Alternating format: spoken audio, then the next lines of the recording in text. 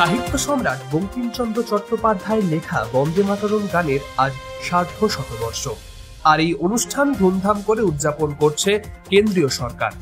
অনুষ্ঠানে প্রকাশ হলো বিশেষ ডাক টিকিট ও মুদ্রা। কিন্তু গতকালই কর্ণাটকের বিজেপি সাংসদ বিশ্বেশ্বর হেগড়ে কাগেরি দাবি করেছেন রবীন্দ্রনাথ ঠাকুর নাকি জনগণমন লিখেছিলেন ব্রিটিশ রাজাকে তুষ্ট করতে, যা নিয়ে শুরু হয়েছে বিতর্কের ঝড়। দিন কয়েক আগেই অসমে আমার সোনার বাংলা আমি তোমায় ভালোবাসি গাওয়ায় বিধুভূষণ দাসের বিরুদ্ধে রাষ্ট্রদ্রোহের মামলা করার নির্দেশ দিয়েছেন মুখ্যমন্ত্রী হেমন্ত বিশ্ব শর্মা। রবীন্দ্রনাথকে বিজেপি আগেও বহুবার অপমান করেছে।